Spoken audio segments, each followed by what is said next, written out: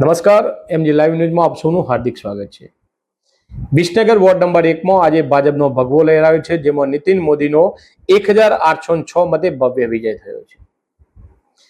વિસનગર નગરપાલિકાના ward number 1ના સભ્ય દીપક મોદીના અવસાન બાદ આ બેઠક ખાલી પડી હતી, જેમાં આ બેઠક માટે પેટા ચૂંટણી યોજાઈ હતી। ભાજપ અને કોંગ્રેસ વચ્ચે એક સીધો જંગ જામ્યો હતો, જેમાં ભાજપ તરફથી નીતિનકુમાર ડાયાભાઈ મોદી ચૂંટણી મેદાનમાં હતા, જ્યારે કોંગ્રેસ તરફથી શૈલેષ સુરેશભાઈ રાવલને ઉમેદવાર બનાવવામાં આવ્યા હતા।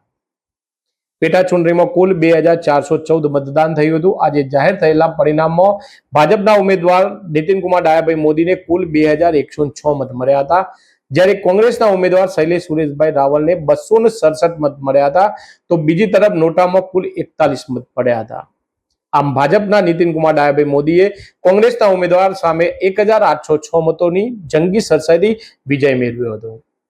પરિણામ જાહેર થયા બાદ ભાજપના કાર્યકરો અને સમર્થકોમાં એક ઉત્સાહનો માહોલ જોવા મળ્યો હતો અને ચૂંટણી અધિકારી અને પ્રાંત અધિકારી વિકાસ રાઠવાએ નીતિનકુમાર ડાયાભાઈ મોદીને વિજેતા જાહેર કર્યા હતા। આમ વિસનગર નગરપાલિકાના વોર્ડ નંબર 1ના જે પેટા ચૂંટણીમાં ભાજપના નીતિન મોદીએ 1806 મતોની જંગી સરસાઈ સાથે જીત મેળવીને બેઠક ભાજપના ખાતામાં જાળવી રાખી છે અને આ પરિણામ બાદ ભાજપના કાર્યકરોમાં ખુશીનો માહોલ જોવા મળ્યો છે। ત્યારે કોંગ્રેસ માટે આ પરિણામ ચોક્કસપણે મોટો ઝટકો માનવામાં આવી રહ્યો છે।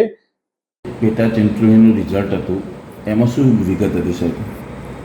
આમાં જોવામાં આવે તો વિસનગર નગરપાલિકાની સામાન્ય ચૂંટણી તાજેતરમાં થયેલ, જે પૈકી વોર્ડ નંબર 1ના કોર્પોરેટરશ્રીનું અવસાન થતાં તે માટેની ખાલી પડેલ બેઠક માટે પેટા ચૂંટણી રાજ્ય ચૂંટણી પંચ દ્વારા વિગતવાર કાર્યક્રમ ઇસ્યુ કરવામાં આવેલ, જે અન્વયે તબક્કાવાર કાર્યક્રમ પૂર્ણ કરી અને આજરોજ મતગણતરીનું હતું, જેમાં તમામ ઉમેદવારો અને એમની એજન્ટની હાજરીમાં મતગણતરી પ્રક્રિયા હાથ ધરવામાં આવેલ।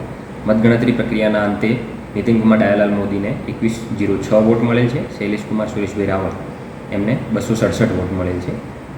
બે જ કેન્ડિડેટ છે, નીતિનકુમાર ડાયાલાલ મોદીને વિજેતા જાહેર કરવામાં આવે છે અને મતગણતરી પૂર્ણ કરવામાં આવે છે।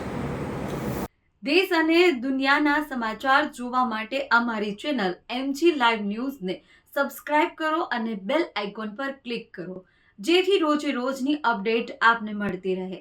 સાથે જ અમારું ફેસબુક અને ઇન્સ્ટાગ્રામ પેજને પણ ફોલો કરો।